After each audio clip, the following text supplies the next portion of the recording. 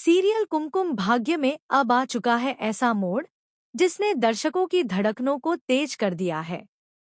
प्रार्थना ने एक ऐसा फैसला ले लिया है जिसे सुनकर हर किसी की आंखें नम हो जाएंगी। जी हाँ, अब प्रार्थना ने हमेशा के लिए छोड़ दिया है शिवांश को, सिर्फ इसलिए क्योंकि अब वो ठीक हो गया है। लेकिन इस फैसले के पीछे की वजह क्या है?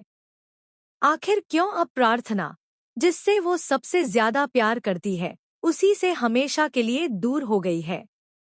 कहानी की शुरुआत होती है मंदिर से, जहां प्रार्थना पहुंचती है।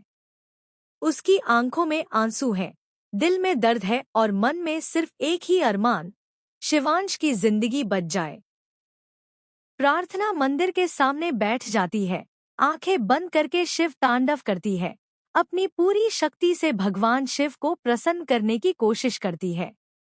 वो अपनी प्रार्थना में इतना डूब जाती है कि दुनिया की सुध-बुध भूल जाती है।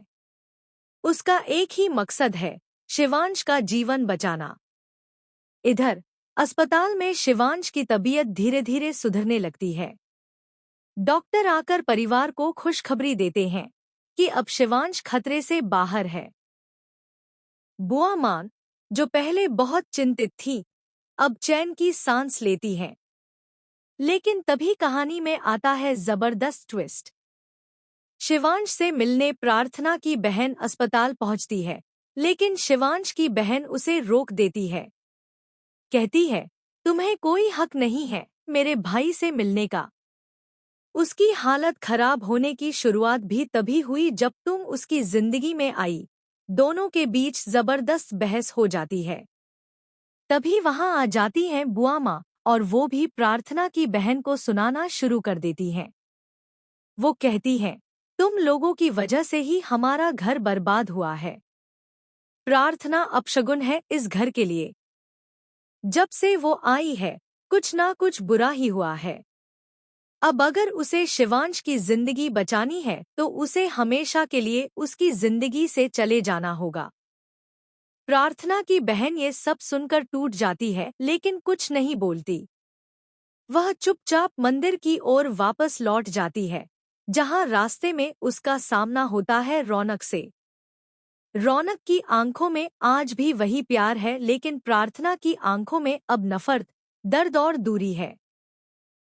वो रौनक को बिना कोई भाव दिखाए कहती है, मैं प्रार्थना हूँ, और आज हमेशा के लिए तुम्हें ये बता रही हूँ कि अब मैं कभी पलटकर तुम्हारे पास नहीं आऊंगी।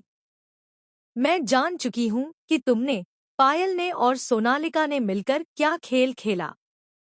मैं भेष बदलकर पायल के घर गई थी, पुलिस बनकर। उसने सब उगल दिया है। सब सच सामने आ चुका है। रौनक का चेहरा एकदम पीला पड़ जाता है। वो समझ जाता है कि अब उसके पास कुछ भी नहीं बचा। वो गुस्से में घर लौटता है और तय करता है कि वो वापस लंदन चला जाएगा, क्योंकि अगर वो यहीं रहा तो प्रार्थना बार बार सामने आएगी और वो उसे कभी भूल नहीं पाएगा। इधर अस्पताल में प्रार्थना जब शिवांश को देखने आती है तो बुआ माँ सामने खड़ी हो जाती हैं और ताने मारते हुए कहती हैं, तेरे कदम ही अपशगुन हैं। अगर तू आज यहाँ से नहीं गई तो मैं समझूंगी कि तू चाहती है शिवांश मर जाए।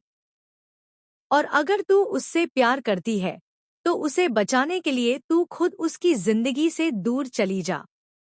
प्रार्थना का दिल टूट जाता है।